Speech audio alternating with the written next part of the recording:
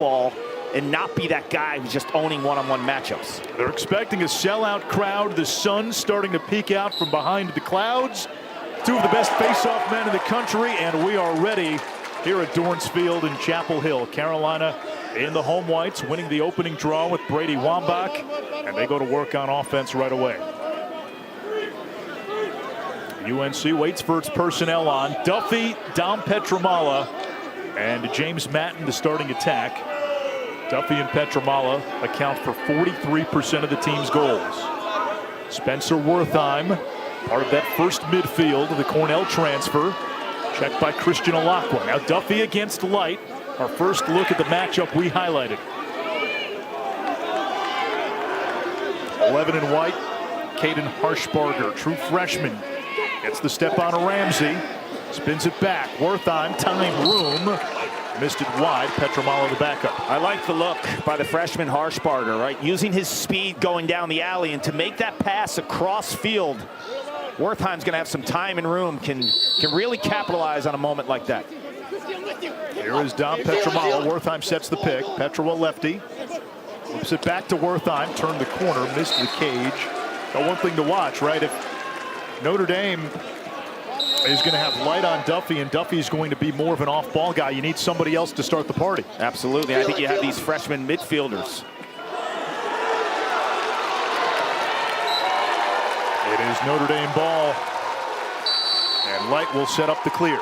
Watch Ramsey quick off those restarts in transition. He can make you pay 24 in blue end to end. Here comes Chris Kavanaugh. Feet inside to Devin McClain. Had a great look. He missed the cage. I think when McClain looks on tape, that missed opportunity. If he squares his shoulders, Anish, and he ends his follow through more towards the end line as opposed to the sideline, he cans that shot. Joe Bresci cautioned clearing against Notre Dame. He said below goal line extended, the Irish come after you. They're also really good when you get close to midfield. Yeah, it's like a three-tier ride, right? Like they go hard after you in the initial stages, a little soft in the middle, then they jump you again. There's Nick Dupuis running on the second midfield. Now Mason Suchek coming off back-to-back two-goal games. Brevin Wilson also getting a run on that second midfield, a freshman. Now Ryan Levy. He's got the short stick matchup. Then Reinhardt. Levy looking for Wilson. Knocked away. Ball loose behind the cage. Matten with 22 on the shot clock. Dupuis from the outside skips it offline. Carolina's moving the ball on offense, and Notre Dame defensively, they don't care about matchups. They switch on everything. And it looks like there's some outside shooting opportunities early for the Tar Heels. A step down by Dupuis, Wertheim earlier. Shot clock at 10. That ball is tipped, rolling toward midfield. Carolina keeps it in the offensive half. Shot clock at 5. At 4, Duffy down the alley. And a shot clock violation on UNC, so Notre Dame gets it back. Joe Bresci, 17th season at North Carolina, winningest head coach in program history. They felt they grew up last week in their win against Duke. Yeah, they showed another way to win. First half that they played all season, only scored 3 goals, and won really with defense. They won ugly, and it's okay to win ugly sometimes. They had a prolific offense in some other wins this season. There's the speed of Jordan Faison, 14 in blue, who doubles as a wide receiver on the football team. Chris Kavanaugh. That's good defense. That is good defense, and the Tar Heel bench knows it.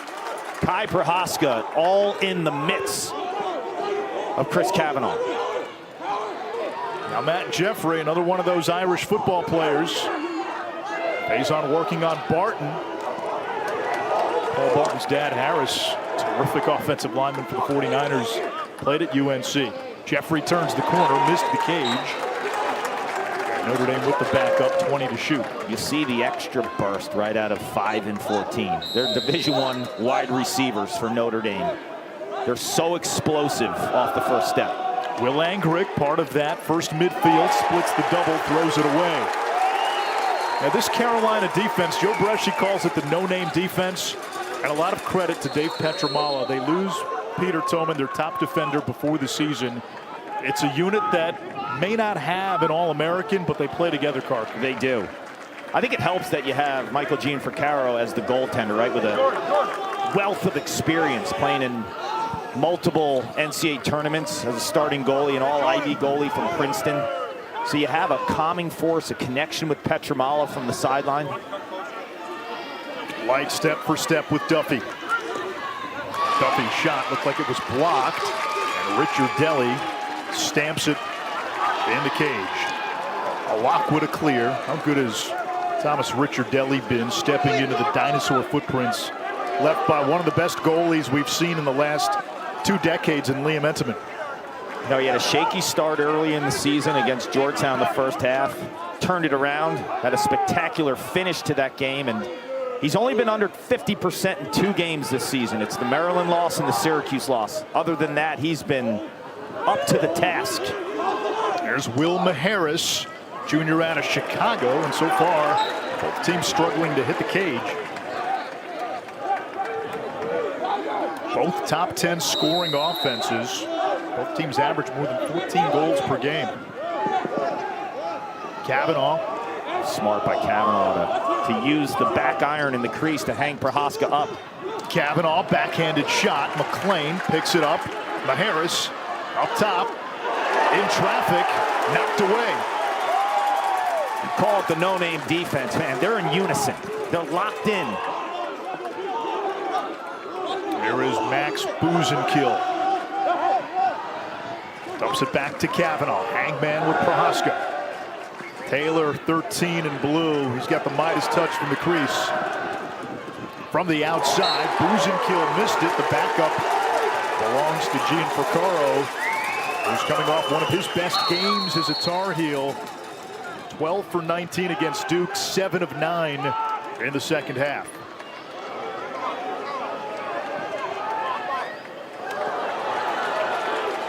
Levy able to tornado out of trouble.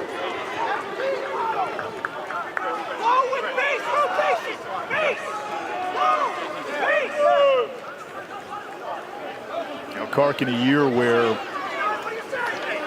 everybody essentially lost 2 graduating classes from last year. Dupuis finds Suchek. I know Notre Dame has missed some pieces, and they've had to work Faison and Jeffrey back in somewhat slowly. You watch this Irish team, even with some of the scars, and even with not being as good as they were the last 2 years, they're still every bit a title contender. Yeah, do not feel bad for them. I think they had 9 preseason All-Americans. A ton of experience from a year ago. It helped how many players they used in that championship run in 2024. They went 3 deep at the midfield. They were using a 3rd midfield on championship weekend. Here comes Dupuis down the alley, ran out of an angle, save. Richard Deli, did he get a piece of it? No. So the shot clock at 8. No shot clock reset. Duffy working hard. Feeds to Matten for the goal.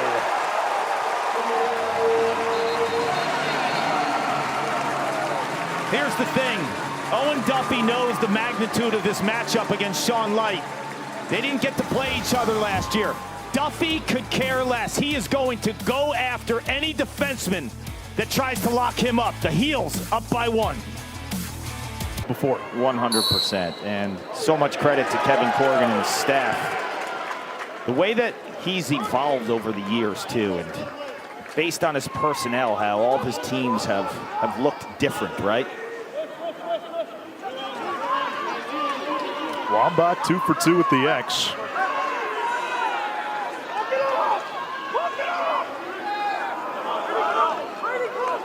The program, Clark, seemed to pivot really with the arrival of Matt Kavanaugh. Yeah, Matt Kavanaugh. And then it went to a different level with Pat and Chris. 100%. And, you know, I think of their dominance over the years, specifically this last 2 to 3 years. They have figured a way out. Here's Duffy. Skirts it wide. to use the portal to their advantage. They didn't overload in the portal. They find these key pieces, just 1 or 2 a year. They're recruiting at the highest level. His assistants, Chris Wojcik and Ryan Wellner, are 2 of the greatest recruiters in the sport. They have it going on in South Bend. I mean, Kevin Corrigan, I don't think he's going to go anywhere. Well, why would you leave right now? You know, you've been there 3+ decades, but right now you're at the top. A couple players tangled up. One was Duffy.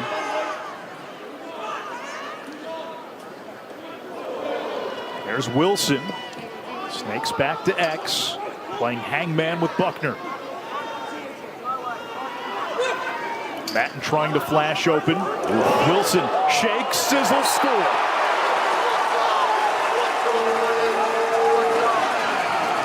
Wow.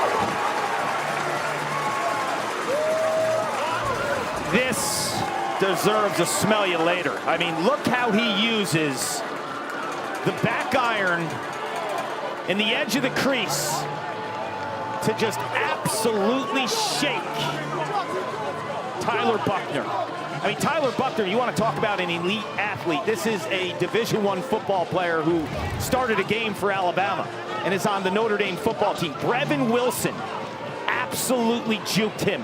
And the way that he kind of anticipated where Buckner was going to hedge to him and overcompensate, he played to it. He dropped that plant foot and made him overextend even more. The 5th goal of the season for the freshman Wilson. Colin Hagstrom at the face-off X for Notre Dame. It doesn't matter. Wambach's 3 for 3.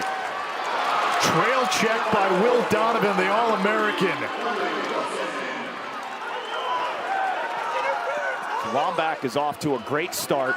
Last year, we didn't see the matchup between Wambach and Lynch. Lynch did not play in that late season game against North Carolina.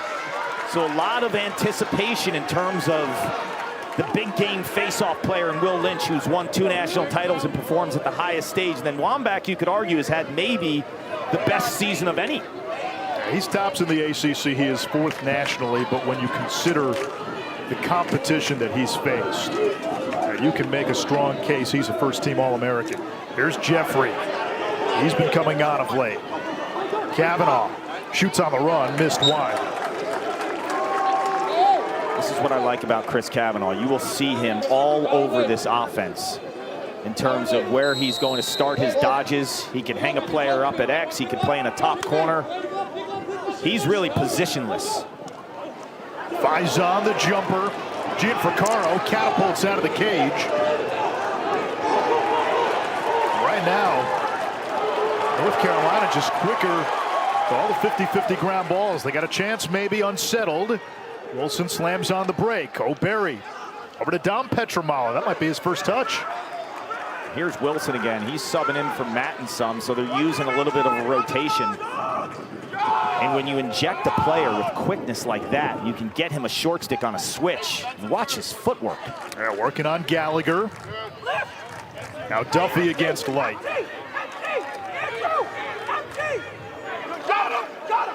So much of Carolina's offense predicated on Duffy and Dom Petramala. Now using the sub game, Harshbarger. Joe Bresci has talked about guys like Harshbarger, Mason Suchek, who's had 4 goals the last 2 games. Some of these younger guys, Ty English, that's going to determine the ultimate ceiling for UNC. Shot from the wing, and that was Harshbarger to English on cue. Harshbarger has made 2 sweet moves with dishes. One was to Wertheim early in the first quarter. This time, just uses his plant foot and then anticipates where the slide's coming. For a freshman midfielder to have the awareness, Anish, to understand, okay, I have the step on my defender. Where's the slide coming? He just holds it for just an extra beat. So English has time to set his feet. The freshman midfielders, Suchek and Harshbarger, they have 3 dynamic ones coming in next year, and Gary Merrill and Anthony Rayo and Luke Bear, like 3 of the best midfielders in high school lacrosse right now. You couple them with these 2 studs. So no Will Lynch at the face-off X. They stick with Hagstrom. Trying to find some kryptonite for Wambach. Donovan off the wings. Such a weapon. Notre Dame has 7 shots, none on goal. How do the Irish want to get into their offense, Paul? I think you have to have Chris Kavanaugh orchestrate and be the main facilitator, and then you got to find some punch from your midfield. I thought when they played Syracuse, they didn't have enough midfield production from a dodging standpoint, drawing slides, use guys like Matthew Jeffrey and Jordan Faison to create. Here's Seymour, big 6'4" midfielder. Good look here. Boozenkill shot it a bit too high. And again, the Irish have yet to put a shot on goal.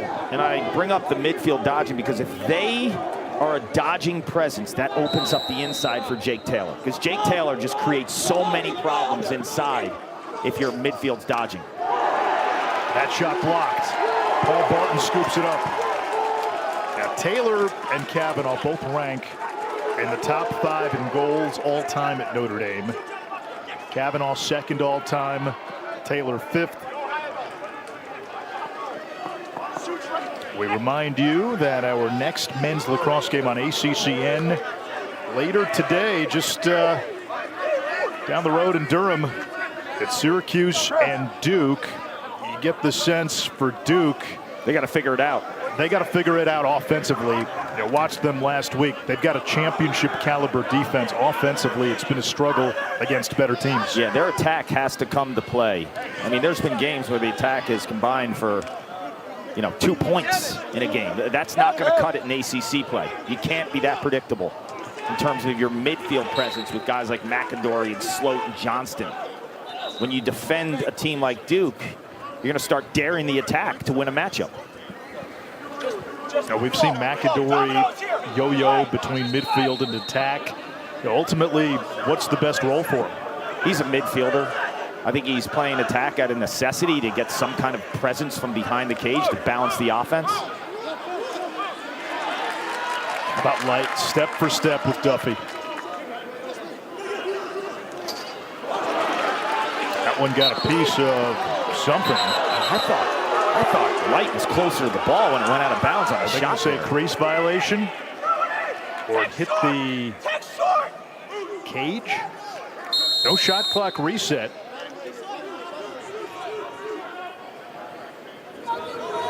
Here's Ryan Levy. Duffy now has the short stick Buckner. He slips. There's the double. Skip pass. Petramala recovers. Left hand free. Howitzer save. Ricciardelli knocked out of bounds by Notre Dame. That was a big stop by Ricciardelli because Petramala has a hammer. Yeah, that should be not reset the shot clock. It still says 13. Now this may be the issue. Now we get the shot clock reset to 60. Yeah, that's the right call off the Petramala shot. Ricciardelli made the save but didn't corral the ball, created a rebound. That was big for Ricciardelli to stand toe-to-toe with Petramala with that lefty heat. Ricciardelli, top 10 nationally in save percentage, #1 in the ACC. Here's Worthheim. He had a 5-point game in the Virginia win over to Harshbarger. I think 11 and White has massive upside. I've seen him hammer shots on the run. We've seen 2 terrific feeds in this first quarter. He's from Florida, dynamic athlete with 2 hands. Top 20 recruit, a 5-star. Duffy picked up by Ramsey. Carolina's moving it around. They didn't have as much ball movement offensively last week against Duke. Shot clock dips back to 10. Duffy against the short stick Ramsey. Ramsey is going to get flagged as he knocks Duffy to the ground. Shot clock at 3. And that's one thing to watch. Duffy's banged up. Teams know that. They play him a certain way. They're going to go after him physically. What they have to realize is this kid is tough as nails. This is a blatant hold. You could call a cross check. They call that a crowbar, right? Like these short stick defensive midfielders. Let's hear the refs call on a little bit.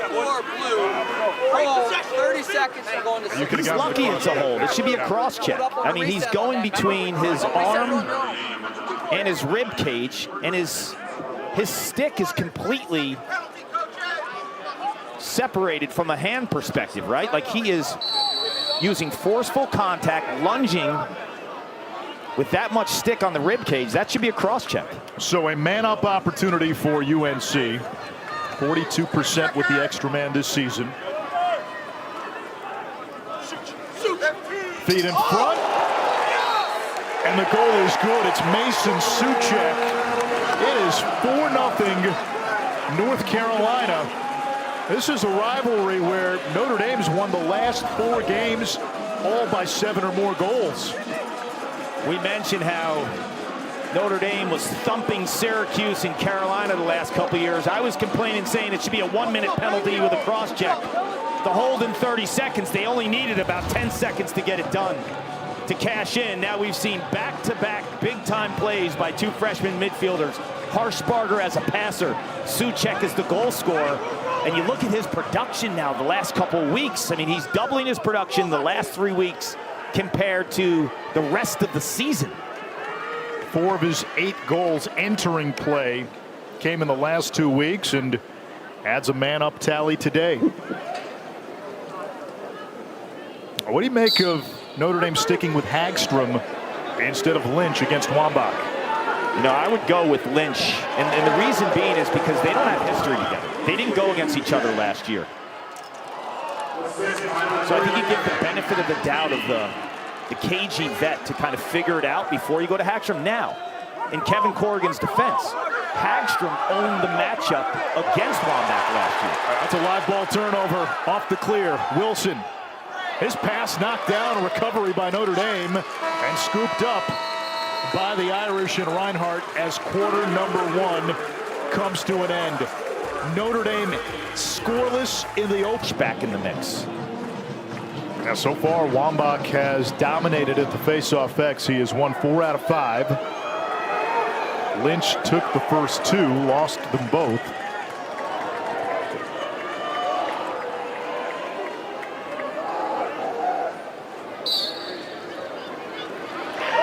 Wambach now 5 out of 6. Quickly up ahead. Here's Parker Hoffman, who is lightning quick. Koopman, the trailer. And a long pole shoots it wide.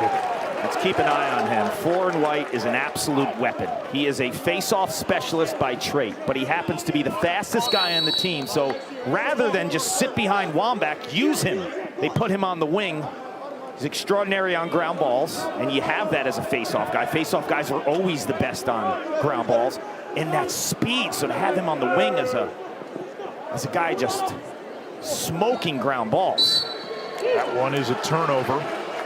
He played some attack too in high school, and Joe Bresci talking to us said, you know, being a guy who takes face-offs, he understands the cadence of it, yes, and knows where to be. Yeah, it's like the little subtle things, the body language of your face-off guy, the opponent's face-off guy. Also having Andrew Tyre last year as a great athlete playing some wings. So Joe Bresci had some experience like utilizing this type of concept where, to be quite honest, no other teams really do that. And Carolina's been incredible at the face-off X this season. They have tilted the position or the possession advantage in almost every game. Here's Jeffrey. What a hit. Wow. What a hit by Barton. Barton absolutely crushed Jeffrey. The shocking thing so far, Notre Dame, we're already into the second quarter. Look at his hit. And sit down, right? That is a big-time hit by the senior on the freshman. And Notre Dame has yet to put a shot on cage. Carolina has 17 shots, 7 on goal. All 9 of Notre Dame's shots have missed the cage. So Michael Gianfrancaro has not had to work back there. We're seeing a different sense of urgency, speed, right? Like the hit that Barton just applied. Like that is a big-time effort type hit. They've come to play. We saw Notre Dame in the Syracuse loss. They had a scoring drought of 40 minutes in that game. They had a massive scoring drought last week against Virginia, over 30 minutes. So 2 weeks in a row. Here is Matten. His pass for Soucek gets away. It's picked up by Campese. Accelerates across midfield. Petramala chasing him, and now Notre Dame has Petramala trapped on defense. Let's see if they use Campese in a pick game or they sub off. And they will sub off. Well, looked like they were going to. It says a lot, though, having the freshman Chase Salucci on Jake Taylor inside. Taylor's a sixth-year senior. Kavanaugh looking to get the Irish on the board. Eyes up Salucci. Buzenkill. Lost it. Picks it up with white shirts closed and yard sale. Here's O'Berry the other way. Duffy puts on the brakes. Good doubles always suffocate the ball carrier, right? The jump, and then you're relentless. Like, you're going or you're not. The worst thing you could do is be in between, and Carolina did not hesitate for a beat.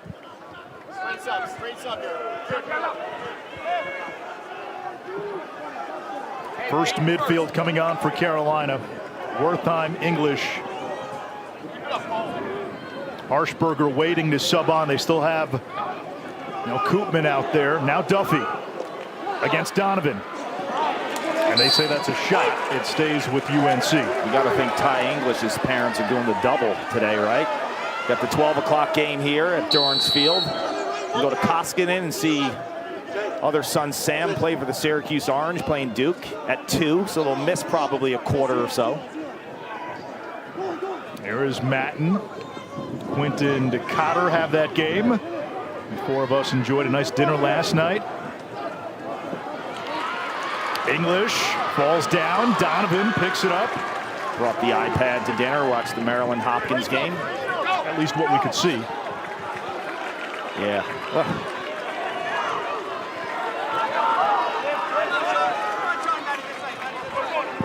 It seemed they were far away. That's all, Kirk.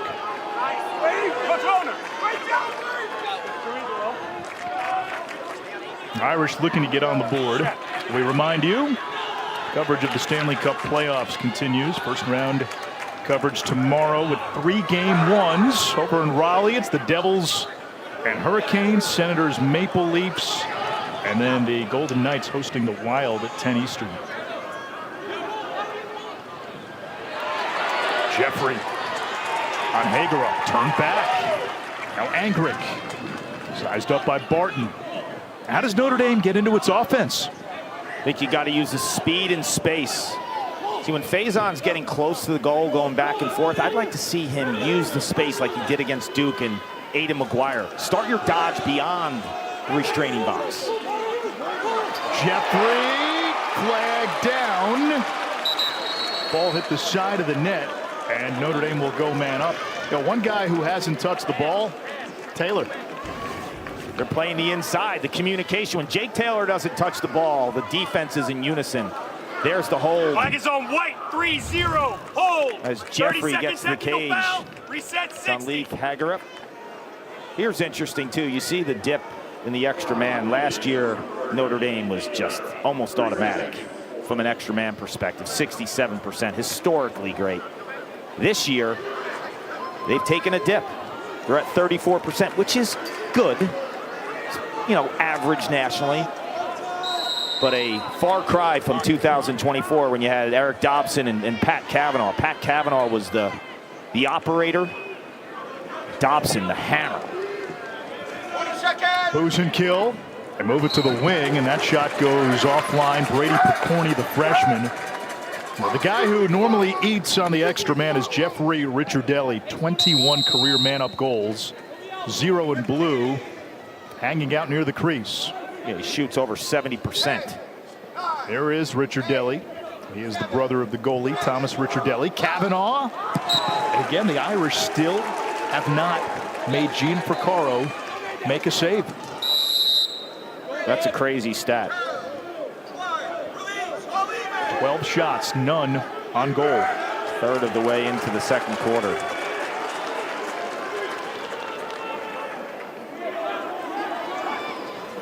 Here is Faison.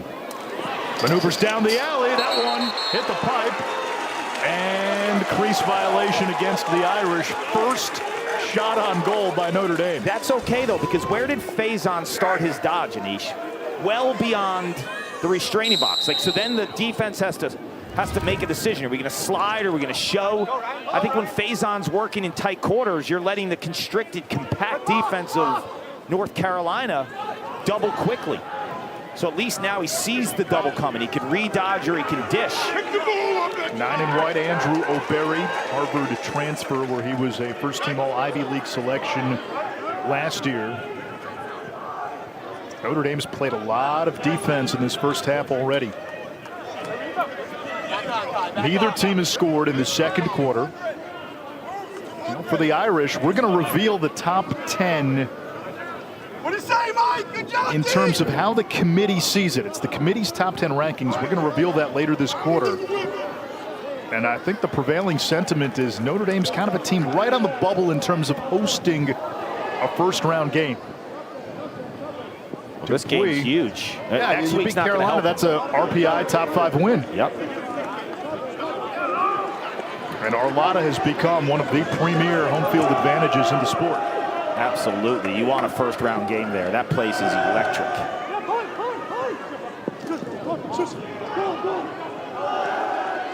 Wilson, who's got a goal already. Shot clock at 2, at 1. And the Irish hold on defense. You know, I think when you put the schedule together a couple of years ago, when they make these schedules well in advance, you think the Penn game is like a good RPI booster for Notre Dame.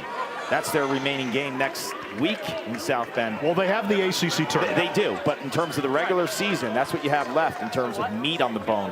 Penn's not going to help you this year. No. That's a game where Penn doesn't have anything to play for. They're a 4-win team going into this weekend. Out of contention for the Ivy League tournament. Yeah, the Ivies are set.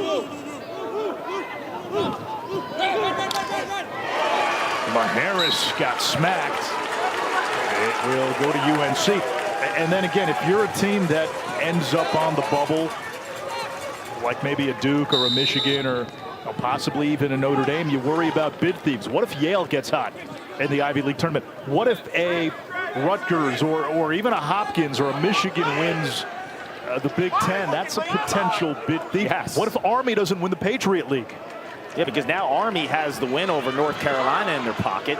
I'm not sure if that's going to be enough, but they will be, again, in consideration for an at-large should they not win the Patriot League. The bottom line is if Army doesn't win the Patriot League, the bubble sweats profusely, right? Like there are a few teams, the Dukes, the Michigans of the world, that will be concerned. Look, if Duke loses to Syracuse at 2 o'clock down the road, and then next week, regardless if Duke wins or not, next week against Virginia is for the fourth seed in the ACC tournament. Wertheim turned away. Shot clock reset if Carolina gets it back. They do. English. And Joe Bresci wants a timeout. We will take a break. 6:19 to go, opening half. Notre Dame without a goal. It's 4-0 Carolina. In that pool of 10 to 12 in the RPI, then they're going to start breaking some things down and looking at who has these top dog type wins. And you know what? I like that because Me too. You can point to Ohio State. Yeah, they lost to Utah. Well, they also went on a run after that and piled up some impressive wins, including one over Notre Dame. They beat Penn State. Nice That stop. shot is saved, popped into the air. I'm with you, Anish. Like the RPI, yeah, do they play enough games in the sport of lacrosse? No, and RPI works great in basketball. There's 363 Division I teams. Men's lacrosse, there's 78. But it's still a valuable piece of criteria. But then if you dive into that next level and we start looking at like who has the real wins within that pool of the top RPIs, then we're making sense. Yeah, and again, we're trying to discern how the committee sees it just from that top 10. One of the things that jumps out, wins against the RPI top 5, wins against RPI top 10. That's going to hold some water with the committee. And how many times have we said, hey, when we get into the tournament, when you're thinking about putting a team in, can they go and beat somebody? Can they go and win a game? That's the biggest question. The singular best question you can ask. Can this team beat someone? Can they make a run at a national title? I've done exercises with some friends and colleagues. Like, there's 8 to 9 to 10 teams, really. Like, all 10 of those teams, you wouldn't be completely shocked if they won a national title. Ramsey, a save by Gianfrancaro, his first of the game. And Notre Dame still scoreless Less than 5 minutes to go, first half. Denise, when have we looked at a reveal and seen a top 10 reveal and actually said, like, any of these teams can win a national title? Like, normally it's like, 4. The one we just saw. Yes, legitimately. Yeah, he knows, Chase. Chase, he knows. X. Duffy held to 1 assist so far. Petramala's been quiet. He's not on the field. Both Duffy and Petramala nursing injuries, playing through it. Up top, Harshbarger. Too much helium. There's the maturation of Duffy, though, right? Like, he's not just going to the cage. Like, he understands where the seams in the defense are and all the attention that's on him. I thought last year they asked so much of a freshman attackman getting the #1 matchup every single week. The game is slowed down for him. Wertheim, Harshbarger, English. Here comes Spencer against Buckner. Wilson can't hang on. And we're going to get a loose ball push. It's going to be on Schwitzenberg at 27 in blue. And Notre Dame just keeps churning out defenders, right? You got Light, you got Schwitzenberg, both sophomores, so the ACC has to contend with those two for another 2 years. Donovan's back next year. Gallagher's back next year. Wilson. But you love that, right? Because we had so many, you know, the cast of characters of the years with the extra year of eligibility, right? We've seen the Pat Cavanaughs and the Schellenbergers and the O'Neills graduate. Now this new influx of talent. We're going to get a bunch of years of this, right? Petramala and Duffy are sophomores. These two defenders are sophomores. English will track this down. It's been all North Carolina in this opening half. English gets to the middle. His skip pass into the shadow realm.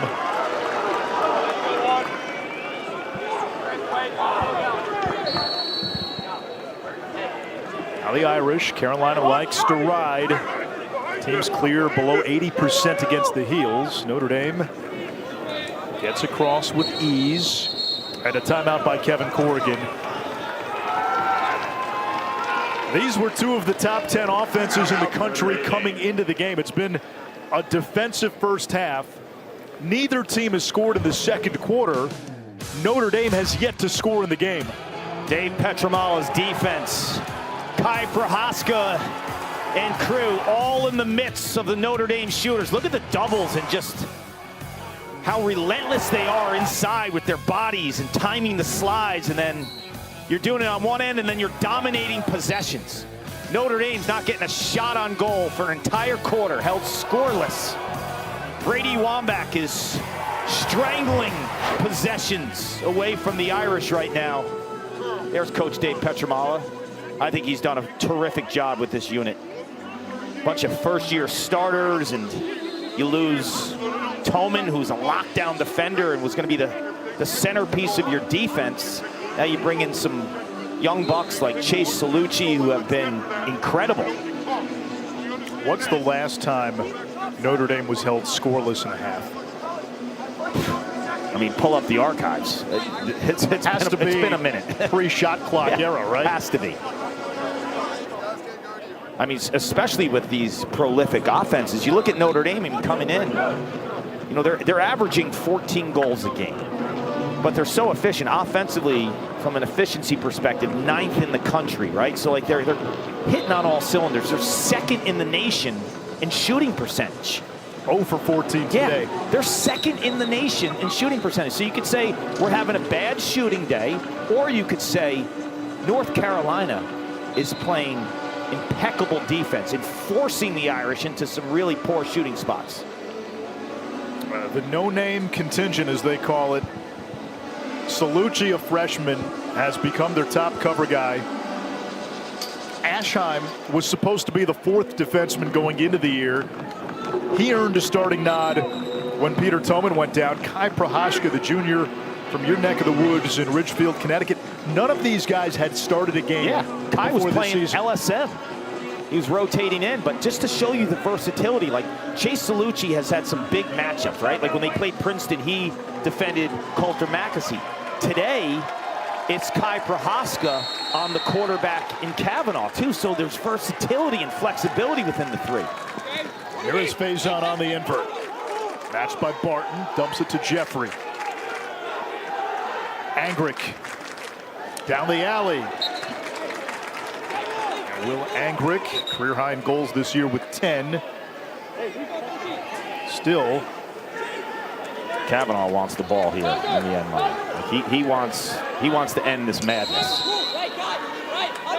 here is Chris Kavanaugh, second all-time in goals at Notre Dame. And that was Kavanaugh just trying to do it by himself. It will stay with the Irish. Plenty of time to shoot. 2.5 to go in the second quarter. Faison absorbing the check from Barton. I like the way Barton defended him there. And a turnover as he was looking for McLean. If you chase Faison too deep, he'll just run by you. He's got the fastest feet out here, right? Barton sloughed in and made Faison play in tighter quarters.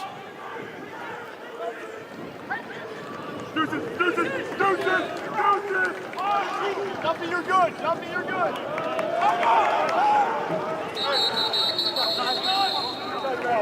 We get a timeout from Joe Bresci.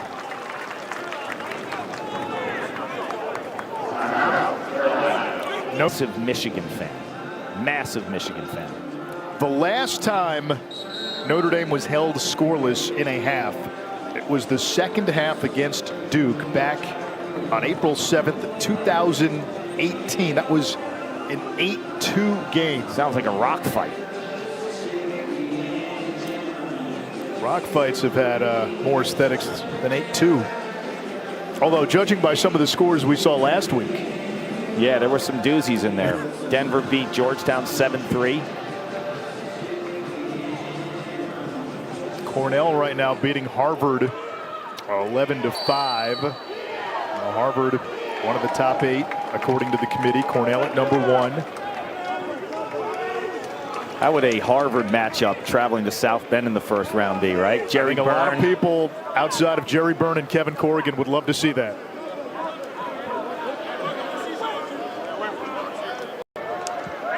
We come up on the final 90 seconds of an opening half. Carolina's defense has put the shackles on Notre Dame. The Irish have pitched a second quarter shutout defensively. Dupuis has trouble. Ramsey, the bagpiper, with the takeaway. I think the Irish has to push a little. They opened up that Virginia game last week with a Ramsey end-to-end play. I think you're going to have to show their athleticism from defense to offense and pick some spots here to push. A timeout by Kevin Corrigan. Chris Kavanaugh wasn't happy. Judging by his reaction, it almost felt like he thought Notre Dame had UNC's defense not quite settled. They would have liked to play on there. Well, to his point, to the same point of why I think maybe we need to see a push from defense to offense, beating the Carolina defense in settled situations has been difficult thus far, right? Like in the 6-on-6 settled spots, North Carolina's been owning Notre Dame. So Kavanaugh sees, okay, let's get into the early offense. I can go here.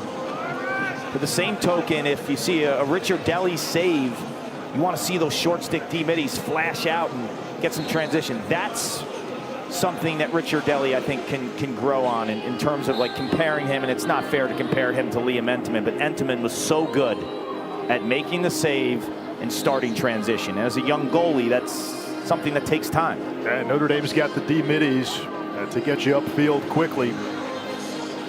The Irish entering play 19-4 against the ACC over the last 3+ seasons, but they've lost to Syracuse already, now trailing North Carolina. The Heels with a top 5 RPI. Best wins right now, Michigan and Duke. Their losses, Princeton and Army, 2 teams the committee had in their top 8 when we saw the reveal earlier today. UNC, if they're able to beat Notre Dame, that's another top 10 RPI win. You start to look then at Carolina. They're in that mix for a top 4 seed. Absolutely. And this is a Carolina team, Carp. their younger players are starting to pop here down the stretch. They've become dangerous in May, even though they don't have the experience. House money. Let's be honest. Anyone who predicted this outside of this locker room would be lying. Like, I did not see Carolina in this type of position early in the season. Then they lose Peter Tillman, their lockdown defender. They have exceeded all expectations. Meanwhile, the Irish trying to get on the board. Kavanaugh, step down. There it is. The first goal of the game for Notre Dame comes in the final minute of the first half. Give it to your best player and let him go. Uses the pick there. There's the discombobulated defense for the first time. They didn't know if they should switch or not. They did not switch. I think Prohaska thought that he was going to shift off and have another Carolina defender take the Kavanaugh matchup. Kavanaugh senses that there's some dysfunction amongst the communication, and he lets that fly. This is what I love about Chris Kavanaugh. When you watch him on tape, no two goals really look the same. He can play all over the offensive set. When I say he's positionless, I mean from an offensive threat perspective, not a guy who plays midfield and plays attack and is all over the field. In that offensive set, he's positionless. Well, remember, as a kid, this kid played goalkeeper. He faced off, played as a two-way midfielder, so there is some truth to that. Lynch took that face off. The Wings give Notre Dame the ball. Here's Kavanaugh again. We saw in the loss against Maryland with Notre Dame down late, Kavanaugh almost willed the Irish back by himself. It's tough as nails.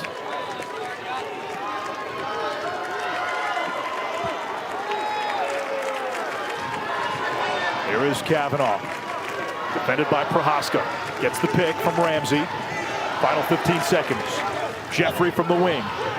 Dodges, turns, fires. That one hit the pipe. And a back up by Gianfrancaro. So UNC ball, 9 seconds left in the half.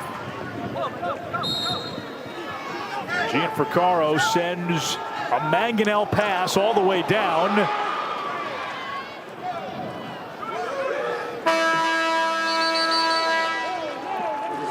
Time expires. Only one goal in the opening half for Notre Dame, which came in 6th nationally in scoring offense. It's a season low in any half for the Irish. North Carolina, though, did not score in that second quarter. It's been a defensive rock fight here on Senior Day at Dorrance. Carolina 4, Notre Dame 1. Weeks now. 3 straight weeks of almost 30 minutes without a goal. We saw it in the Dome at Syracuse for 30 plus. Last week at home against Virginia. And then would they go 24 minutes in this game? So that's troubling in terms of their ability to hit. And this is a team that's averaging 14.5 goals a game. 29 minutes to begin the game without a goal. They didn't score their lone first half goal until the final minute of that second quarter. It was Chris Kavanaugh. Now defensively, Notre Dame blanked North Carolina in that second quarter, but the Heels outscored the Irish 4-0 in the first. 4 different goal scorers. 2 of the best at the face-off X, Lynch and Wambach, both top 12 nationally. And here is Ramsey, so the Irish control to begin the third quarter. Kavanaugh wheels down the alley, rolls back, body save by Gianfrancaro, and Prohaska picks it off the ground. That's a great grounder. I like the take by Kavanaugh, too. Hitting in the early offense once again. He just has to can that shot as Gianfrancaro makes that save in the midsection. Dominic Petromala back out there. He didn't get a ton of playing time in the first half. Both he and Duffy are banged up, and we saw North Carolina employ a heavy rotation on attack for both Matten and Petromala. Look, you never want to see your stars banged up, but the reality is now others are starting to feel their groove and initiating offense instead of just Duffy being the trigger man every time. Now you've guys like Harshbarger and Wertheim, Brevin Wilson back here. Look at the feet on this guy. Here is Duffy, defended by the All-American Sean Light. Duffy into the body of Light. He's going to have to give it up. Now Wertheim, an excellent passing midfielder. Spins it back. English turns it over. That's the second bad English turnover. I mean, he's had 2 now. One in the second quarter, just ball flying out of the top of his stick.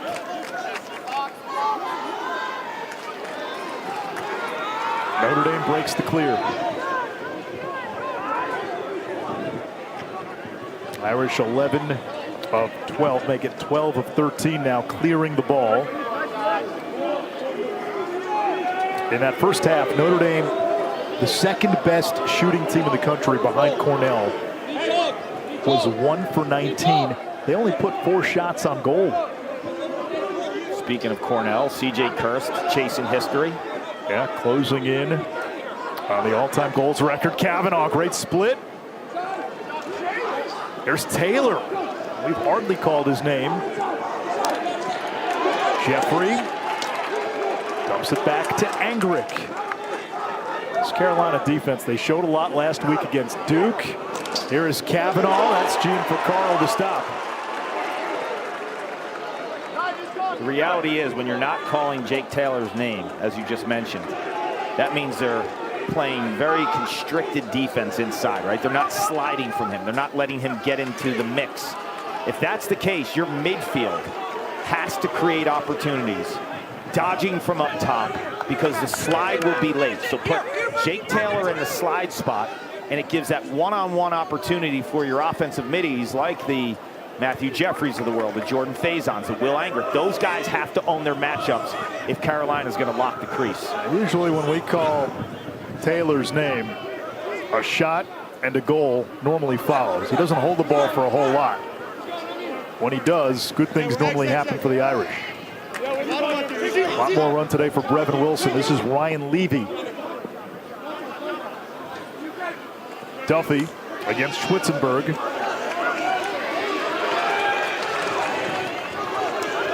Duffy down the alley, shot save, Ricciardelli. Petramala scoops it up, fresh 60. I like the release by Duffy. He was just unlucky there. Schwitzenberg was playing his upper body towards his chest, and hands were free to shoot low, away from the pressure. Levy working on Buckner. His mom, Jenny, the legendary head coach for the women's team. Saw her and the Levy family at halftime. That was a great segment with you and Charlotte North with the Levys. Yeah, they were wonderful. Just a joy to talk to, and different perspective from each of them. Suchek, Dupuis, shot blocked. Recovered by Carolina. Petramala loads up off the crossbar, boy. That's a hammer. That is a hammer. He doesn't have to be 100% with his legs, but he can still do that if you give him time and room. Yeah, he's got that whip in his stick, and he brings the stick back, and just the release, it's nasty.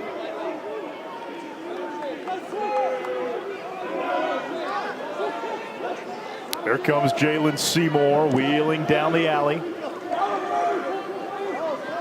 Seymour stops on a dime, rolls back, feeds Taylor, gets free and scores! He carries that Midas touch. 25th goal of the season for the 6th-year senior.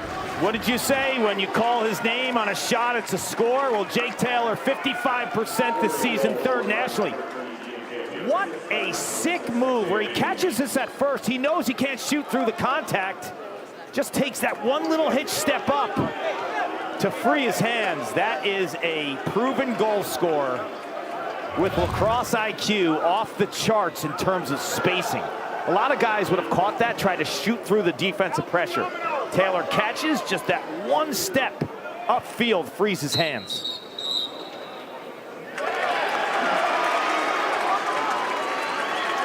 Face-off violation. It's Notre Dame ball, and now Carolina staring at a 26-minute scoring drought.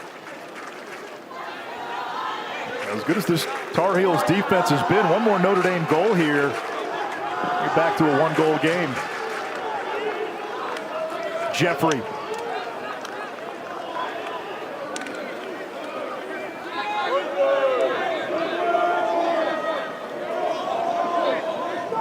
Short stick on McLean. We've seen teams do that. Double pole the Notre Dame midfield with the speed of Jeffrey, who's got it now in Faison. And McLean, who normally drew the top cover at Brown, getting a short stick. Angrick, crease feed, dangerous. Turnover. I think where McLean can be lethal as a dodger is off of ball movement. Wow, what a hit by Taylor. Got Hager up to the ground, no flag. Look at Taylor riding too, end to end. Carolina has to get it across midfield before that shot clock hits 60. There's a broken stick. And we get a flag on the Irish as Duffy tried to cyclone away from two Irish defenders. I think it'll be a hold on Will Angrick. We're playing without his stick.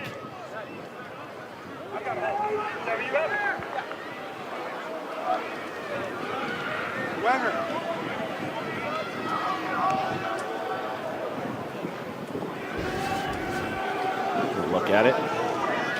They're going to get him with a hold or playing without his stick because then the stick is broken. All right, number 10, come on back over. Flag is on blue, 10, hold, 30-second technical foul, reset 80. So Angrick whistled for the hold. Carolina on the extra man, 42% on the season. Got to watch Petramala, 77. He's got the lefty hammer. I believe he's a good passer from that lower left spot. There's Petramala. Petramala from the wing splashes it in. And that end is a long scoring drop for the Heels. Got the bow and arrow celebration. You can't give him this much room. When Dom Petramala catches the ball and has that much time and room, you know what I love about this too? He's playing a little mind games from a release perspective, Anish. He had that three-quarter overhand when he hammered the pipe. This one was direct swooping underhand motion. Dom Petramala, you look at the growth year over year too.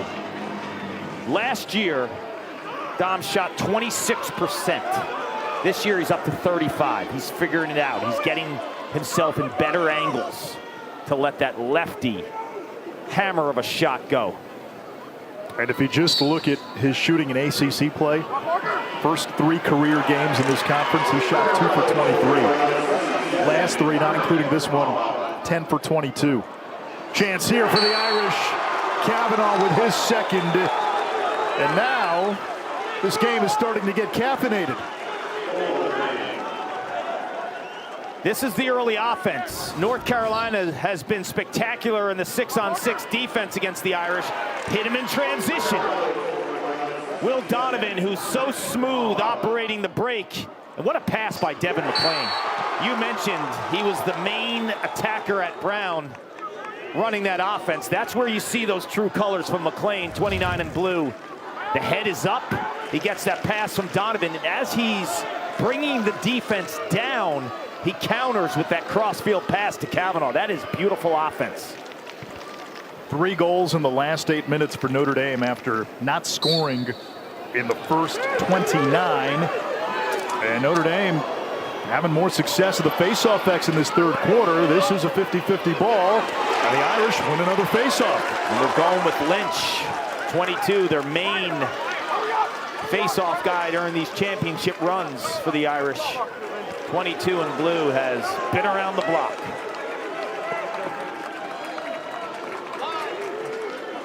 Back-to-back national champions, Notre Dame.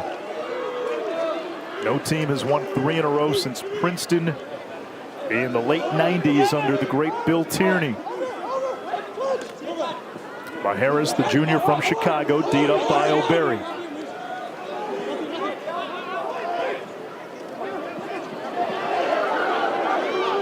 Seymour defended by Hagerup. Left hand free, and that somehow beat Gianfrancaro, who was surprised as anyone else. Well, we've got a 1-goal game in Chapel Hill.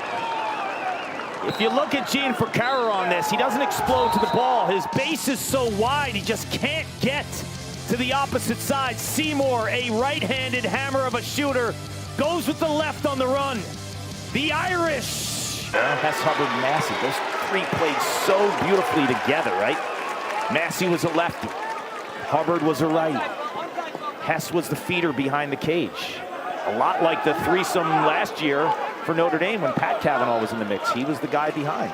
Brother Chris on the right, and the inside presence with Taylor. And the previous three-peat, Syracuse 88-90. They had a tandem that was okay. Yeah, not bad. Gary and Paul, maybe the best, not maybe, the best tandem ever. Let's not get silly.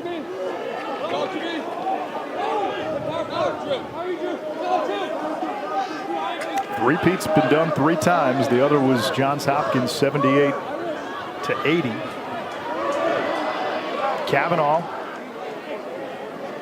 Taylor. Cavanaugh wants a pick up top to free up his hands a little bit. He's got the short stick, draws the slide. Taylor whiffs. Loose ball push. Notre Dame ball. Shot clock reset to 60. Irish looking for the equalizer. They trailed 4-0 after the first quarter.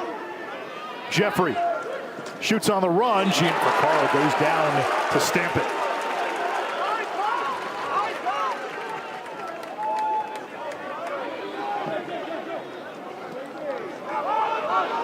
This Carolina offense has been parked in quicksand since that first quarter. Only 1 goal. Wilson gets it to Drew Scott, 87 in white. Spent 2021 with Ohio State, then 3 years playing football at TCU. Never saw the field, and now back in the lacrosse world with North Carolina. So he enjoyed that run when TCU went to the national championship.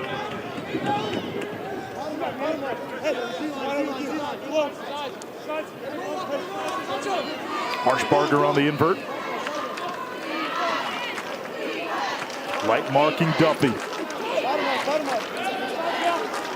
Just 1 goal since the first quarter for Carolina. Their last 2 goals have both come with the extra man. Haven't been able to do a whole lot in settled sets. Wilson gives it up. There's Harshbarger.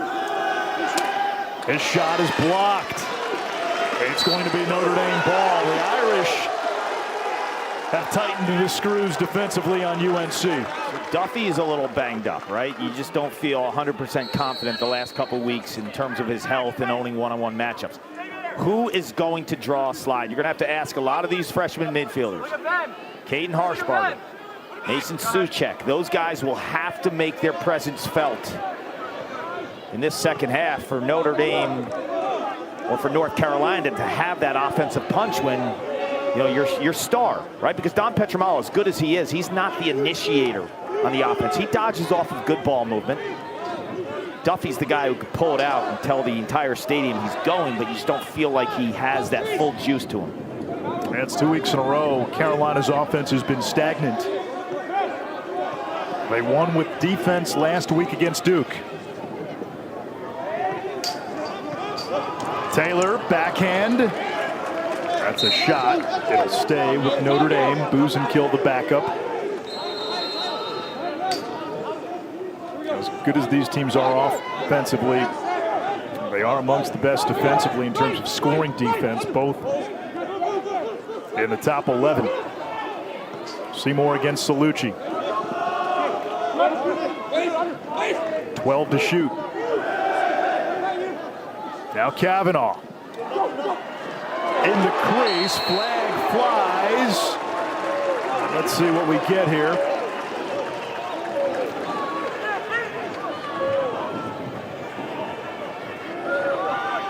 This is going to have layers. We're going to get a call here, then there's probably going to be a review. The goal is good. The push wiped out. So you feel the defensive pressure if you're Cavanaugh. Falling into the goal mouth is not the issue. It's if it's because of defensive pressure. So he falls in that goal mouth, but that's void because the ref is saying it was because of a push. Egregious by any stretch. But Kavanaugh understands that, and all great attackmen, you can use the defensive pressure to your advantage in those tight quarters and go airborne.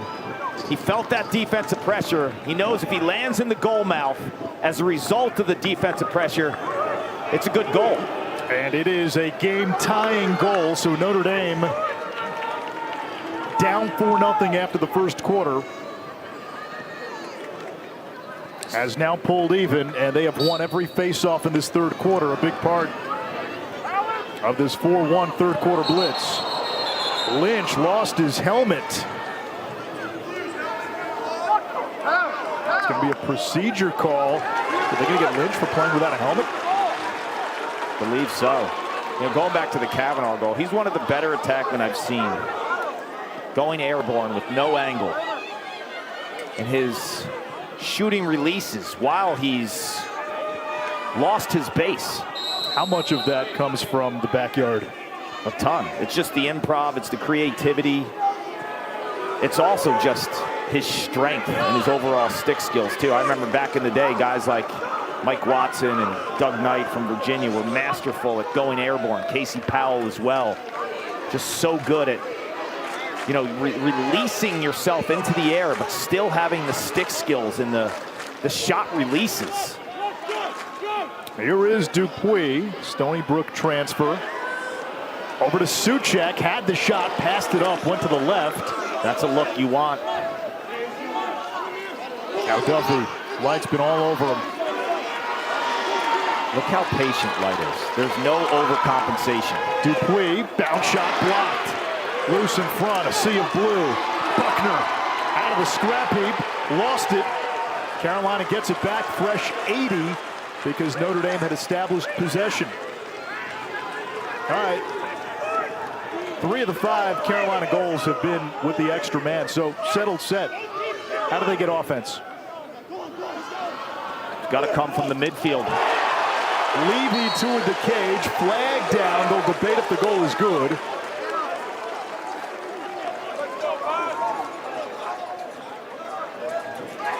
The goal is good by Levy.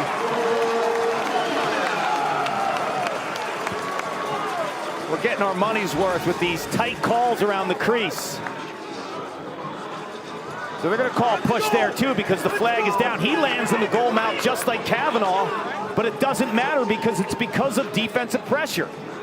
Buckner lunges on the backside of Levy, and he makes it count on senior day. You were asking me, where do you get the offense from? You get it from the midfield. You get it from a senior who's grown up, coming to Dorrance Field, watching his mom's UNC women's lacrosse teams win national championships, and his dad, Dan, was a great player in his own right and a national champ in 1993. He is Tar Heel blue through and through, and what a big spot for the senior midfielder. 91 championship, right? 91, you are correct. You are correct. 91 it was the Heels, 92 it was Princeton, 93 was Syracuse. That one was down to the wire when Matt Ryder scored the game winner off a Charlie Lockwood pass. He was on that 93 team. And then 94 Princeton. You remember what happened in 95? Yeah, we got lucky. Went on a little run. Here comes Duffy. Carolina with a 6-5 lead, 6 different goal scorers. Kavanaugh's got 3 of Notre Dame's 5. Duffy, Petramala, he gets knocked back. So you were asking me about, like, where does the offense come from? Like the Levy invert, great call. You know, you have Suchek who can invert. Harshbarger can beat you up top. I just think Duffy right now is hobbled and he's dealing with a nightmare matchup in Sean Light. Harshbarger against Kyle Berg in 44 in blue. Duffy from the wing. Light has almost completely neutralized Duffy. English, that would have been a look. Wertheim kicks it back, and that is over and back. Notre Dame ball. A chance to tie with less than 90 seconds here in the third.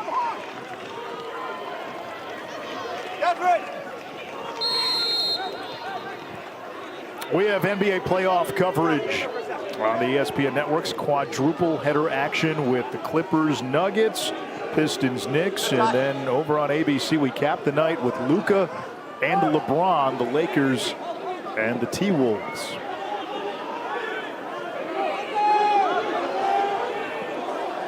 Hagerup tries to match feet with Jeffrey. Over to the wing, nifty move. Kavanaugh with his fourth. Put that one on SportsCenter. Masterful. Speak to the crowd, 50. He is willing his way to pay dirt. And what creativity, agility, and smoothness around the middle of the field. Look at the emotion out of Chris Cavanaugh right now. That was about as high level of a catch and an improv and a plant foot to get your hands free to stare down more net. Absolutely masterful. You look at big moments this year. Chris Cavanaugh has delivered in big spots. He had 4 goals in the fourth quarter against Maryland. When Syracuse blew out Notre Dame a couple weeks ago, he went down swinging. He's always in big spots. 4 goals today. 140 for his career. And Cavanaugh in 5 career games against North Carolina now. 16 goals, 5 assists. And put it to rest. Everyone was wondering, what's Chris Cavanaugh going to be like? He's a wing righty scorer. What's going to be like without Pat? Well, he's ran this offense. He's shown you an elite ability to pass the ball, too, at 19 assists coming into this game. But the goal scoring is still there. He's got the Monster X on his back, getting everyone's best matchup. Notre Dame looking for its first lead. And there it is! Wilma Harris, the Irish, down 4-zip at one point. Now have a 7-6 lead in the final seconds of quarter number 3. It goes from 0 offense for 29 minutes to an absolute onslaught. Wilma Harris, former attacker in high school, playing in the midfield for Kevin Corrigan and Chris Wojcik. Showing you a little range in his game. Harris is a quick twitch guy that you see kind of owning one-on-one matchups against shorties. You don't really see him stretching defenses with those kind of releases. That was a beautiful rip on Gianfrancaro. 6 goals in this third quarter for the Irish. They had just 1 in the first half. A chance for more. Donovan over to McLean. He wants the ball. He wants the ball. Here's Cavanaugh. He's got 4 already. Behind the cage. To the long pole. And Schwitzenberg's shot missed. He is 4th and closing in quickly on big brother Matt, who's in 3rd place at 225. Not catching Pat. Not catching Pat, probably not catching Randy Colley either. I can't wait to watch Chris Cavanaugh in the PLL this summer, too. He's made for the PLL. You know how competitive that family is. If Notre Dame is dogpiling on Memorial Day, he's going to have something Pat doesn't have. Oh, yeah. Which is going to be that 3rd ring. And you think that's going to come up at the dinner table for the next 4 years? Doing something on his own, right? Like, think of that narrative. But no one will be rooting for that moment, knowing the Cavanaughs more than Pat. No doubt. Those brothers are fiercely loyal. They're their biggest fans.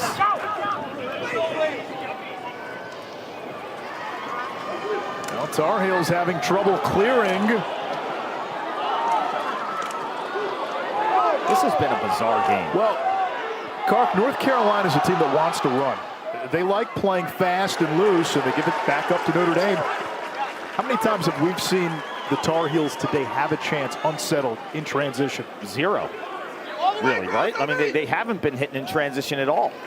We've seen Notre Dame hit in transition off the face-off in one of those Cavanaugh goals where Will Donovan kicked it to McLean, passed it cross crease to Cavanaugh. I'm just really impressed with Notre Dame's ability to wash and rinse that bad lacrosse for 29 minutes, right? And defensively, they did a good job. Let's not make any mistake about it. The defense did their job in the first half. but the offense was absent. Well, not anymore. 6 goals in the third. Jeffrey, that one played back to Faison. Maneuvering on Barton, question mark, with an exclamation point.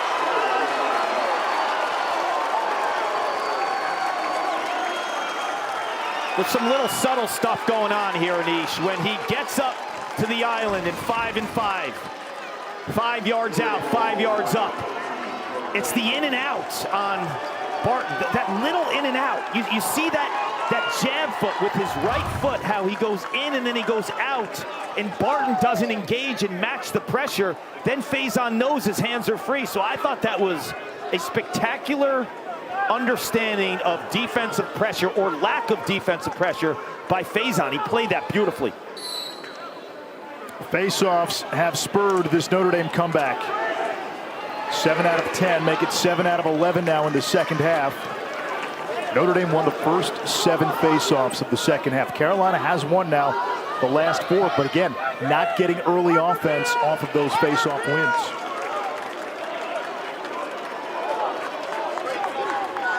Where's the offense, right? With Duffy being bottled up. Again, it falls on the shoulders of some of these young guys, the Harshbergers, the Sucheks. Ryan Levy's been successful inverting. Give him some spins. He's got a short stick here. Yes, it's Ben Ramsey, but Levy is a big physical presence. He's got to go.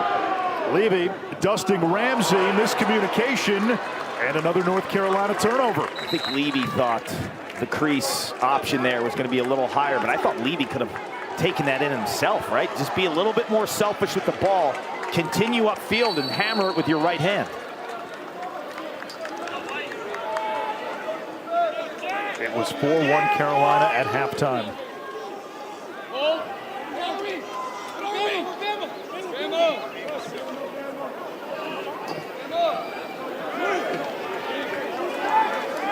Jeffrey, he's got some speed. Oh, dusting, Scott, he scores! Straight line speed with a little shake.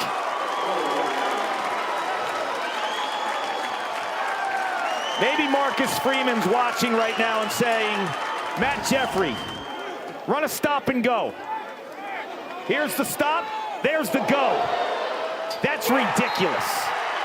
That is just an athlete who's using his feet and his body like that's not fair. He plants his foot and he changes the trajectory of his body all in one. If that's not an elite wide receiver type move, what is?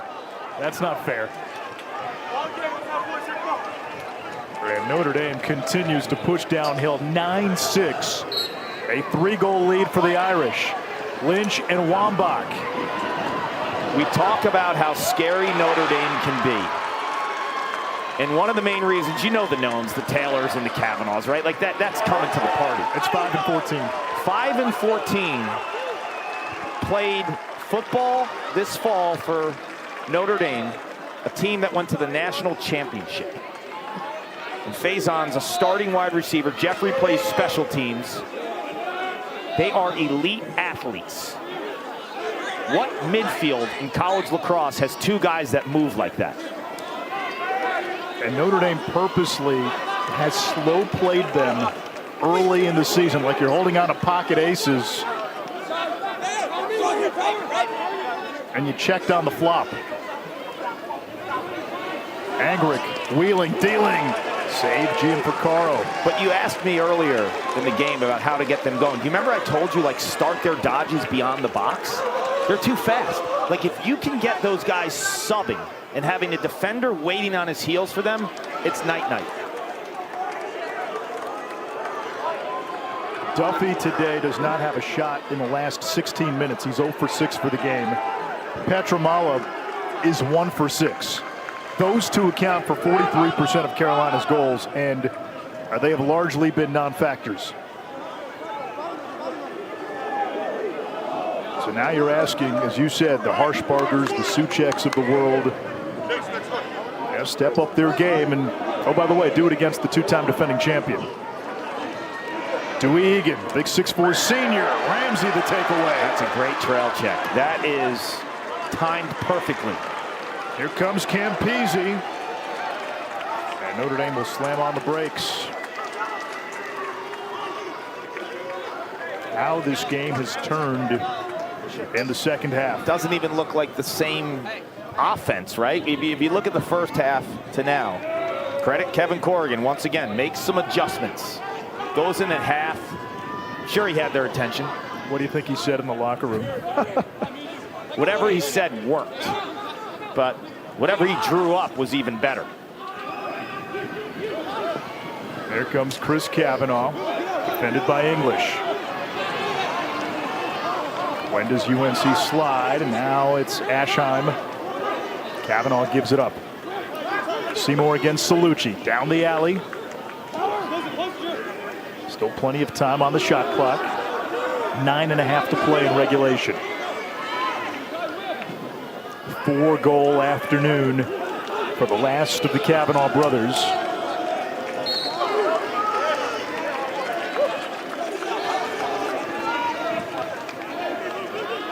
If you look at his 4 goals too, none were the same. He's really evolved his game. Seymour turns the corner and paints the corner. You know what's interesting, Anish, when I was watching him a little bit last year, and then early in the season, I'm like, righty guy who needs a lot of time to get his shot off. He had a beautiful take lefty on the run for a goal in the third quarter. Now in the fourth quarter, he uses his natural right hand. This is a 6'4" midfielder with 2 hands, and he shoots on the run equally effective. Now, time and room, he wants his right hand. But on the go, with his feet flushed out and moving, he shoots lefty and righty equally as well. He was part of that, I say, vaunted third midfield that we saw last year emerge down the stretch. The last 5 Notre Dame goals have come from 5 different players. What was once a 4-goal deficit, now goals for that man, Chris Kavanaugh, and just the stark comparison in the opening half. Kevin Corrigan's team only put 3 shots on goal. They didn't have a single shot on cage in the opening quarter. Well, the interesting thing about this team, when they shoot the ball on cage, they know how to hit the back of the net. They're second in the country in terms of team shooting percentage. But they just weren't coming out of their breaks, and when they were dodging poor angles, credit some of the defense from North Carolina, but they figured it out. And now they're doing it. And I said it earlier, Jake Taylor's been a little quiet. What has to happen when he's quiet? Midfield dodging goals, and that's what they've had. 2 from Seymour in this half, 1 from Jeffrey, 1 from Faison. That's the recipe. Harris with a goal. Can Carolina find an answer here in the fourth? 16 turnovers have doomed the Tar Heels. Petramala plays it over to Werthon. Back to X. This is Matt Reedy against Campese. Harshberger on the invert. Ramsey's done a nice job today. That shot saved by Richard Deli, loose in front. That's a great stop by the redshirt sophomore.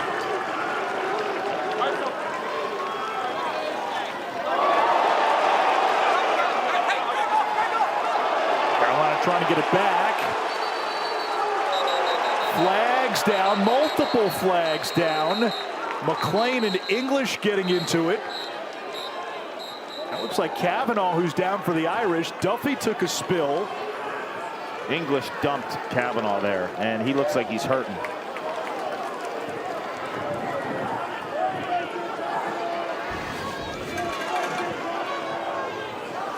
Ball's on the ground. It's a good check by Petramala. There's nothing wrong with that. And then as Duffy goes to the ball, he gets it high, and I think the ref throws a flag there. That's going to be on Buckner. And then English just comes in and hammers Kavanaugh. And McLean gets right in there. You go back to the game between these two in 2015. That game turned. Epic. Yeah. The Evan Connell hit. The Evan Connell hit on Matt Kavanaugh. And what was that, a 2 or 3 minute non-releasable penalty? And then Notre Dame in the last 90 seconds or so scored 3 man-up goals to win. We're looking at high hits, though. They're going to look at this to see if there was a high hit. Yeah, the refs can go to the videotape when it's up near the head and neck area.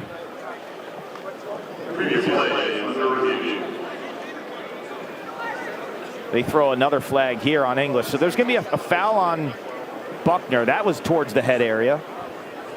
They didn't tell us yet if it was 1 minute, though. They can upgrade it to 2 minutes, and then the English hit was up near the head and neck area as well. And Kark, there are layers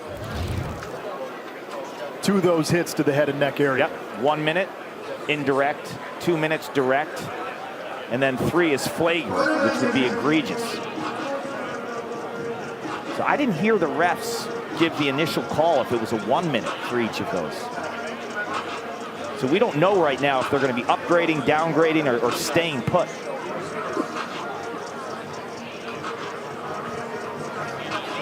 Helmet off for Kavanaugh, who's got 4 goals today, 3 in the second half. Tar Heels have only scored twice since the opening quarter. Buckner gets Duffy here. What does that look to you? That doesn't look... That looks like a minute to me. That looks like a minute to you? And then what do you call here? On the English hit on Kavanaugh. Actually, that could go to 2. The Buckner one, now that I look at it from that angle, could go to 2. That was direct, right?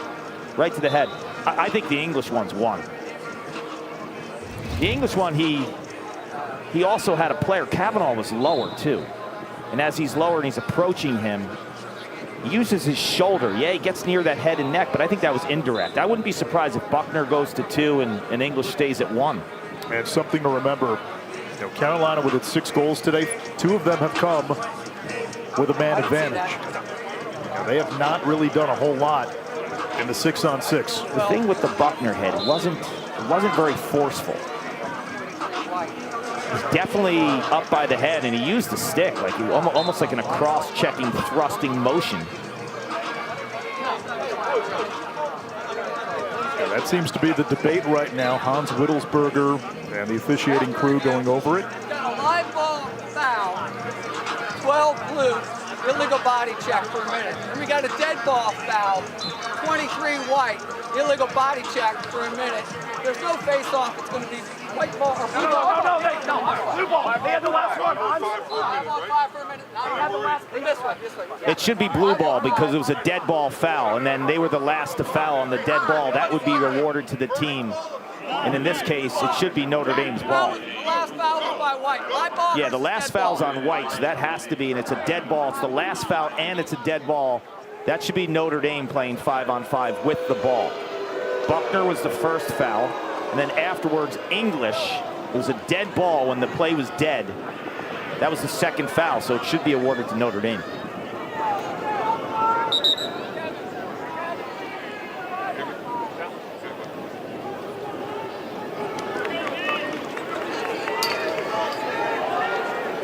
We go 5-on-5 with 8:04 to go in the 4th, and Faison will trigger.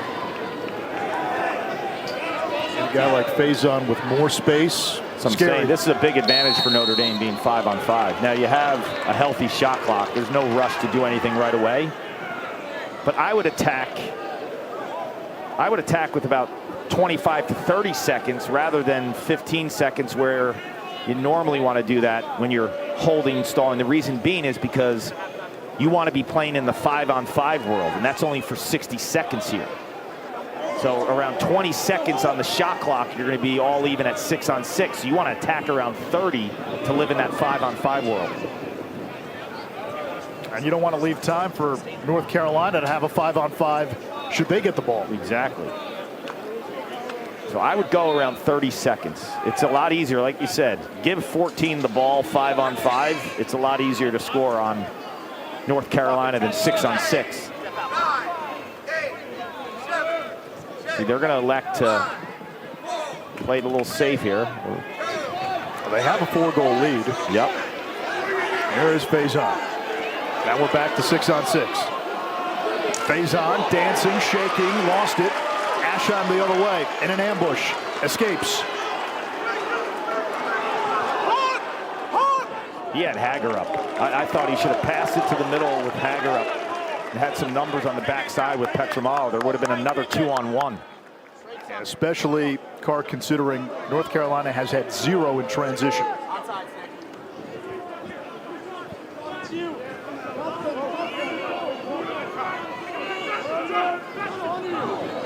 Levy to Duffy. Over to Petramalo. Missed the cage. It's good offense.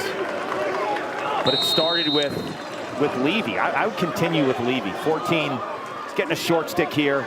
Big, strong senior playing his last game on Dorrance Field unless they host.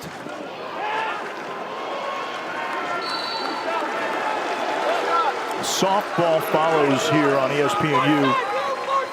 And it's Coppin State and Norfolk State. The start of that game can be seen on the ESPN app.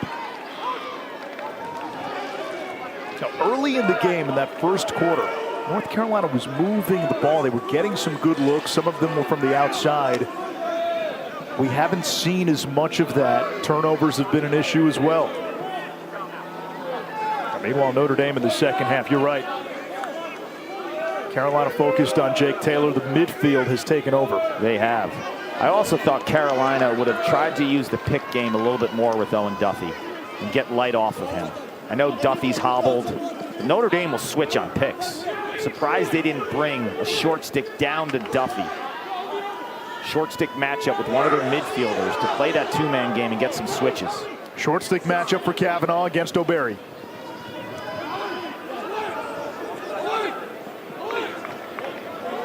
Kavanaugh looking for his 5th.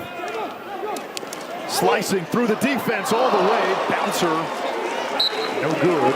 The back up to Boozen. You know, he moves really well, too. Chris Kavanaugh, in terms of just the way that he gets to the middle of the field. It's the little shakes and his plant foots are super aggressive. That looked to be a pass.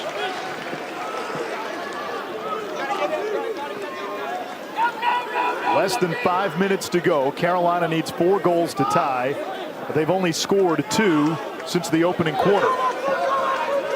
And UNC put 7 shots on goal in that first quarter. Only 7 shots on goal since, and this has been a problem. Turnovers. They haven't been able to get into their offense. Notre Dame is so good, we mentioned earlier, in the 3 levels of their ride, right? It's all-out blitz with the attackers going after the close defenders and the goalies. And then they're a little bit softer in that middle section, and then they press again. It's like pressure, catch soft your breath. pressure. Gotcha. Yeah, exactly. There's Harshberger. He's been quiet. Spins back to his right. Redodges. Dumps it to Duffy. He'll launch. Richard Daly the save. That felt like a poker player on tilt a little, didn't it? Yep.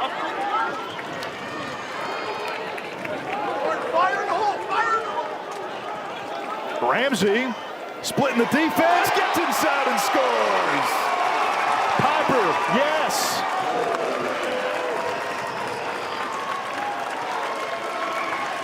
The bag Piper strikes again. That's 2 weeks in a row. He's gone end to end from his defensive midfield position to smell and pay dirt. Ben Ramsey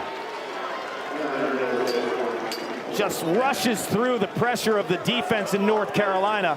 I thought he was running out of real estate there. I thought maybe he was going to go behind the back, or he's had quite the career. 2-time national champ. He's been a mainstay in Kevin Corrigan and Brian Wellner's defense as a shorty. He's among the best. Trail check Donovan. He's pretty good too. This rope unit for Notre Dame, all of Kevin Corrigan's best teams have been elite on the rope unit. Two-way middies, LSMs. Yes. I think like the John Sextons of the world. Yep. Donovan is so smooth with ground balls, and I thought his freshman year in 2023, he tilted the field. Championship weekend, he was a game changer. He was one of the top 4 or 5 most valuable players on the field his freshman year. Yo, the Irish brought some fans, too. Yeah, and they're starting a chorus. The Leprechauns are multiplying. Now, this is the IT program in lacrosse. You know, eras change, right?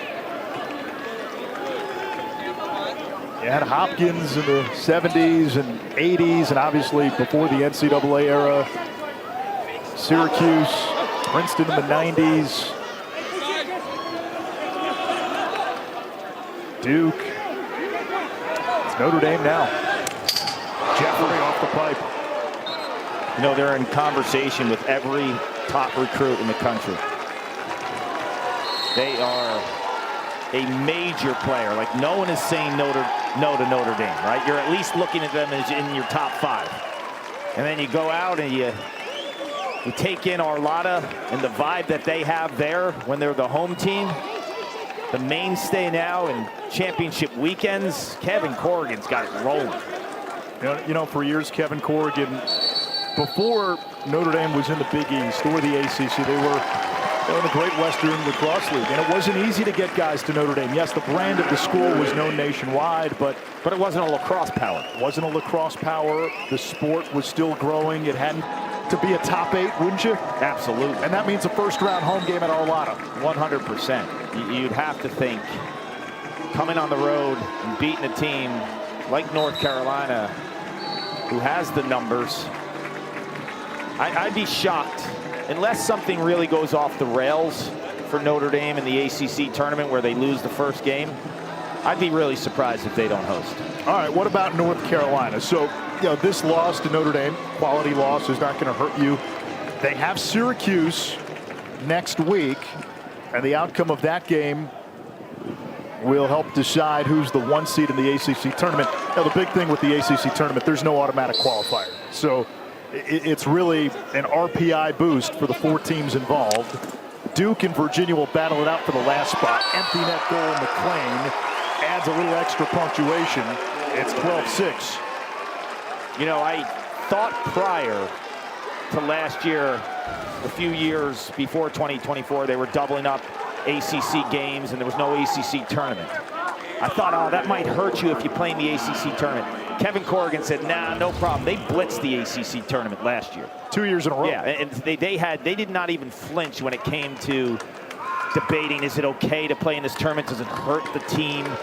You know, are we going to be rested for the tournament? I think his philosophy was, let's play our best lacrosse and let's go. And the beauty of that is he doesn't overschedule in the regular season. They play less games. We walked out of the ACC tournament a year ago, and I remember saying to Matt Ward as we're walking out, who's beating this team? What was his response? Nobody? Nobody did. I mean, they blowtorched through the postseason. You know, these goals now in this last 90 seconds, they're not totally irrelevant because, let's say, Carolina responds by beating Syracuse next week, and Syracuse beats Duke. You'd have a 3-way tie for first place in the ACC. Goal differential matters in terms of seeding for the ACC. Again, in the grand scheme of things, I think Notre Dame, UNC, and Syracuse all end up getting in. Duke has work to do. Duke has work to do even if they win today, because if Duke wins today and loses to Virginia, they're not going to the ACC tournament. Virginia would have the head-to-head. Duke, if they win today, would only have 1 ACC win. And if they lose next week to Virginia, that would be Virginia's first ACC win, but they have the head-to-head. That's a great look by Levy. That was a fantastic pass to the backside. By the way, 5 goals today for C.J. Kirst. Cornell with a 20 spot on Harvard. That ties the record with Peyton Cormier. The crazy thing about this, Anish, C.J. Kirst, he's on pace to have 25 more goals. If Cornell goes to championship weekend, he'll have 25 more goals than Peyton Cormier at this pace. Of all the top 10 goal scorers in the history of the sport, C.J. Kirst would have played the least amount of games of any of those top 10 goal scorers. You know, think about it. His freshman year, he goes to championship weekend. His sophomore year, they lose in the first round to Michigan. He had no tournament games that year. other than Michigan. Last year, they don't even make the tournament. Now, this year, he's on this run. So what he's doing is unprecedented. And I know the argument is always, you know, with the old guard says, oh, they play so many more games. C.J. Kirst didn't. He played 4 straight years, and he's doing it in less games. It's just, it's incredible. That guy plays like he's possessed. Again, you start to look around the country today, and you know, C.J. Kirst, one of the great shot makers of all time, 224 career goals now. Cornell is going to get another resume-building win against Harvard. Princeton held off a Penn team that was game today 12-8, and then you know, a couple other outcomes that affect teams. St. Joe's losing to High Point. St. Joe's, remember, is one of Duke's better wins. Yep. Duke and Syracuse underway down the road in Durham. Blue Devils have jumped out to a 2-0 lead. That game on the ACC network. The reality is, if Duke loses today and then loses to Virginia, I think they're toast.